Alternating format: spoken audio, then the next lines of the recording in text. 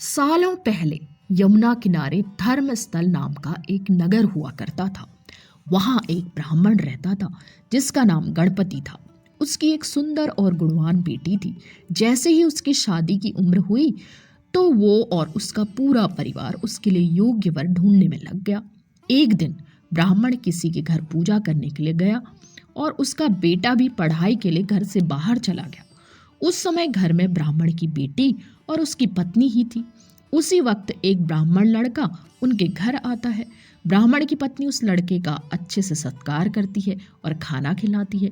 लड़के का स्वभाव ब्राह्मण की पत्नी को पसंद आता है और वो उससे अपनी बेटी की शादी का वादा कर देती है।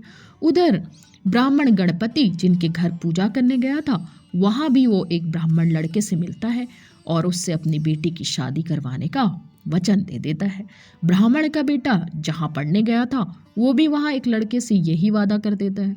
कुछ देर बाद गणपति और उसका बेटा दोनों खुद से चुने हुए लड़के को लेकर घर पहुंचते हैं। दोनों घर में एक और ब्राह्मण लड़के को देखकर चौंक जाते हैं। अब सभी इस दुविधा में पड़ जाते हैं कि लड़की एक है और शादी का वादा तीनों ने अलग अलग लड़कों से कर दिया। अब क्या होगा? लड़की का विवाह किससे करवाएंगे? इसी दुविधा के बीच पड़ोसी उनके घर खबर लेकर आता है कि उनकी बेटी को मोहल्ले में ही सांप ने काट लिया है। भागा भागा पूरा परिवार और तीनों ब्राह्मण लड़के लड़की के पास पहुंचते हैं, लेकिन तब तक लड़की की मौत हो जाती है। यह देखकर तीनों लड़के दुखी हो जाते हैं। कुछ देर बाद लड़की का परिवार और तीनों ब्राह्मण मिलकर उसका अंतिम संस्कार करते हैं। लड़की के क्रियाक्रम के बाद एक ब्राह्मण लड़का उसकी हड्डियां अपने साथ लेकर जंगल चला जाता है। दूसरा उसकी राख को इकट्ठा करके पोटली में बांधकर उसी शमशान घाट में झोपड़ी बनाकर रहने लगता है। तीसरा शमशान घाट से निकलकर लड़की के गम में देश विदेश योगी बनकर घूमने लगता है। ऐसा होते होते कई साल गुजर गए। एक दिन अचानक योगी बनकर घूम रहा ब्राह्मण किसी तांत्रिक के घर पहुंच गया। ब्राह्मण को घर में देखकर तांत्रिक खुश हुआ और उसका सत्कार किया। तांत्रिक ने योगी से कुछ दिन अपने घर में ही रहने के लिए कहा। तांत्रिक की जिद देखकर योगी उनके घर में ही रुक गया। एक दिन तांत्रिक अपनी विद्या में बहुत लीन था और उसकी पत्नी सबके लिए खाना बना रही थी। उसी वक्त उनका बेटा रोने लगा और अपनी माँ को परेशान करने लगा। तांत्रिक की पत्नी ने उसे बहुत संभालने की कोशिश की, लेकिन वो नहीं माना। आखिर में तांत्रिक की पत्नी को इतना गुस्सा आया कि उसने अपने बेटे की पिटाई कर दी और उसके बाद भी जब बच्चा चुप नहीं हुआ तो उसने उसे चूल्हे में डालकर जला दिया।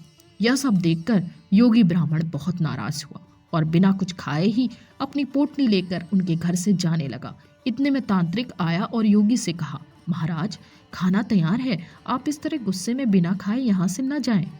गुस्से में योगी ने कहा, मैं इस घर में 1 मिनट भी नहीं रुक सकता। जहाँ ऐसी राक्षसी रहती हो वहां मैं कैसे कुछ खा सकता हूँ? इतना सुनते ही तांत्रिक झट से चूल्हे के पास जाता है और एक किताब से एक मंत्र पढ़कर अपने बेटे को जिंदा कर देता है। यह सब देखकर योगी हैरान रह जाता है।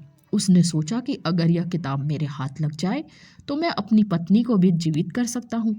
योगी यह सोच ही रहा होता है कि उधर तांत्रिक बेटे को जीवित करने के बाद फिर से योगी से खाना खाने का आग्रह करता है। योगी खाना खाता है और वहीं रुक जाता है। अब योगी के दिमाग में बस यही चल रहा होता है कि बस वो किसी तरह से इस किताब को हासिल कर ले। सोचते सोचते रात हो जाती है। सब खाना खाकर सो जाते हैं।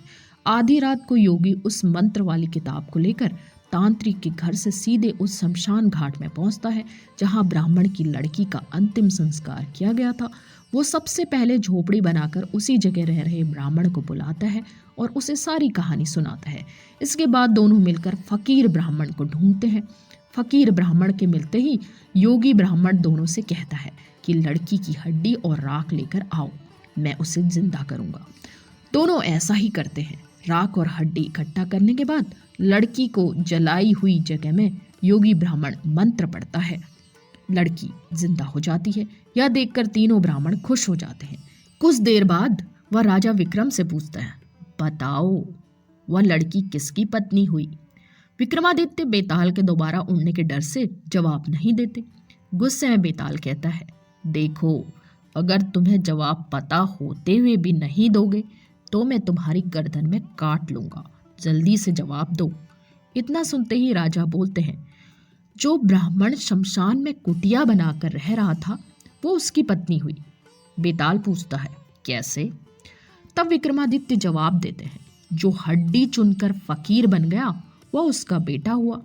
जिसने तांत्रिक विद्या से उसे जीवित किया वो उसके पिता समान हुआ, और जो उसकी राख के साथ जीवन जी रहा था वो ही उसका पति हुआ।